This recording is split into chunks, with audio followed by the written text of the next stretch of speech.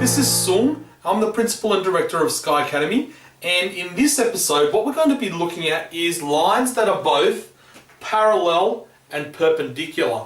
And when you've got two lines and they're parallel, in other words they're going in the same direction, what can you tell me about their gradient? Their gradients are going to be the same, right? Because the amount of rise as over the amount of run will be the same for both. The only thing that will be different will be the y-intercept, all right? So in other words, how far up or above or below those lines are, but the gradients will be the same. And so on parallel lines, the gradients m1 will equal to m2, right? M1 and m2 meaning the gradients in the equation y equals mx plus b, right? In terms of perpendicular lines, let me just quickly go through what the word perpendicular means. Perpendicular means they cross at right angles. So in other words, if you've got two lines, one going this way, the other one going this way, and you've got a right angle, right? So that angle there is a right angle, then you can say that those two lines are perpendicular, okay? And the very special thing about perpendicular lines is that their gradients multiply to give -1. Or put another way, one gradient will be the negative reciprocal of the other gradient. So in other words, negative of the other gradient, and then you flip the fraction upside down to give you the reciprocal. Okay, so let's have a look at this equation. This question here. This is a typical sort of a question that you might get, and especially when we start doing calculus in future topics, this will be really important as well. So let's have a look at a typical question that you might get. Find the equation of the lines both parallel and perpendicular to y is equal to 1/3 x minus 5 passing through the point 2 minus 1. So we know that the point passing through is 2 minus 1, and we know that the gradient for the parallel line is going to be equal to the gradient of this line, which is 1/3. And for the perpendicular, it will be the negative reciprocal of that. Okay, so let's do the parallel line first. So let's have a look at this. The parallel line will take on the form y minus y1 is equal to mx minus x1, right? Now we know that x1, y1 will be the point 2, 1, yes?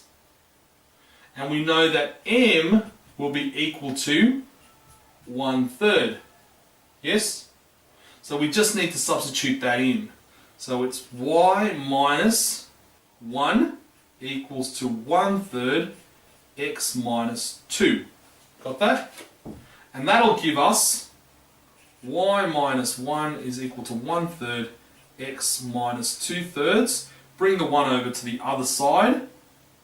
Y is equal to 1/3 x minus 2/3 plus 1, which is 3/3, which gives you y is equal to 1/3 x plus 1/3.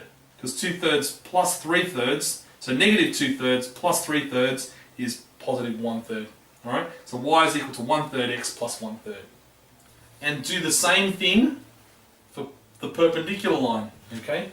So, for the perpendicular line, we've got x1, y1 being 2, 1, and we've got m for this one. Instead of being 1/3, it's going to be the negative reciprocal. So it's going to be 1/3 flipped upside down, which is 3, minus 3 will be the gradient for that. Alright, so it's going to be y minus y1 is equal to mx minus x1.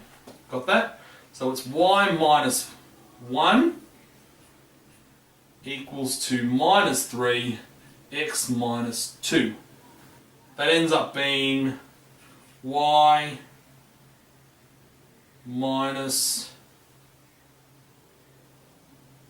1 equals to negative 3 x plus 6, y is equal to negative 3x plus 6 plus another 1 plus 7, right? So in other words, the perpendicular line will be equal to 3x plus 7, Right? So you need to be familiar with how to do these sort of questions. Okay? You need to be familiar with the fact that in this case, the gradient is equal to negative 1/3. Sorry, positive 1/3. And in this case, it'll be the negative reciprocal because it's the perpendicular line. I'm going to do another question. I'm going to write the question up on the board. And this is also another typical question that you will get on parallel and perpendicular lines. Alright, so see you shortly.